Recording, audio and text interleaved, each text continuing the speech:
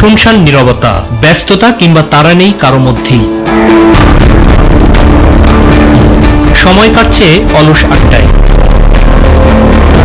দেশের রূপালী জগতের সূতিকাগার এফডিসির প্রায় নিত্যদিনেরই দৃশ্য এটি। এই পর্যন্ত হাজারখানা ছবি করছি আমি। একটা ক্যারেক্টারের কথা নাম রেখে দিল ফকিরা। এই ফকিরা চলছে 1000 হবে। আমাদের কাজ এখন অনেক কম। কেউ কষ্ট করে উপরে উঠতে পারে, কেউ পারে না, কেউ লাইনটা ধরে রাখতে পারে, কেউ পারে না। শুটিং থাকলে দেখা মেলে নায়ক নায়িকা কিংবা খ্যাতিমানদের, কিন্তু প্রতিদিনই তীর্থের কাকের মতো এফডিসি চত্বর চষে বেড়ান ক্ষুদ্র ক্ষুদ্র চরিত্রে অভিনয় করা শিল্পী এবং কলাকুশলীরাও। আমি বাংলাদেশের প্রথম জাতীয় পুরস্কার পাইছি, বাংলাদেশের প্রথম রঙিন ছবি যেমন আমার প্রোডাক্ট ছবির সংখ্যা হলো 151টা। আমি চলচ্চিত্র নৃত্য পরিচালক, অ্যাক্টর হিসেবে কাজ করেছি প্রায় 30-40টা ছবিতে। টাকা নিয়ে ইঞ্জেকশন করতে যাবো, ওর সঙ্গে শুটিং করতে গিয়েছি, পড়তে পড়তে মালাটা ভেঙে গিয়েছে। যৌবন যতদিন কদর ততদিন, ঢাকাই চলচ্চিত্রে এমন কথাই নাকি বেশি প্রচলিত। বয়স হয়ে গেলে তার চিকিৎসার পয়সা থাকে না, অনেকে ছবি নিতে চায় না। আমাদের দেশে যারা একটু সিনিয়র হয়ে যায় তাদের জনগণ সম্মান দেয়, কিন্তু নির্মাতারা তাদেরকে সাইডে রেখে দেয়। পরিবর্তিত পরিস্থিতি ভাবিয়ে তুলছে অনেক কলাকুশলীকে।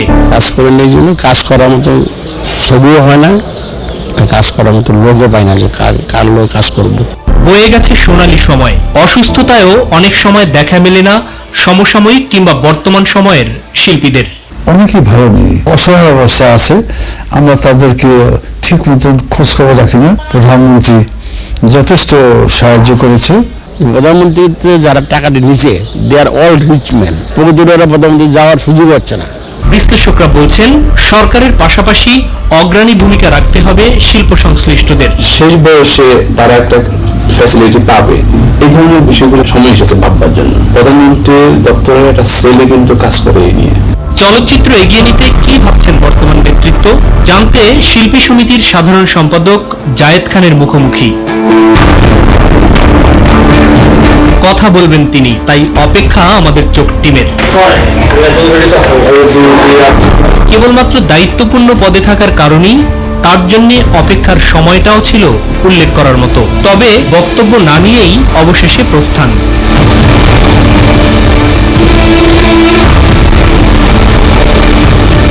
যে সকল শিল্পী আর কলাকুশলীদের কর্মদক্ষতা আন্তরিক প্রচেষ্টায় জীবন্ত হয়ে ওঠে রূপালী পর্দা, একসময় তারাই চলে যান পর্দার পেছনে।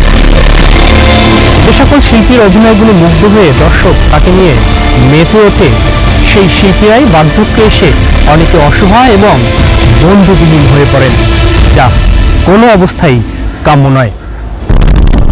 শিল্প সংশ্লিষ্টরা বলছেন এই রূপালী পর্দার সোনালী দিন আবার ফিরিয়ে আনতে প্রয়োজন অগ্রজ অনুজদের একটি আন্তরিক প্রচেষ্টা, আর পাশাপাশি তাদের দিকেও সহযোগিতার হাত বাড়িয়ে দিতে হবে যাদের হাত ধরে চলচ্চিত্র এত দূরে গিয়েছে।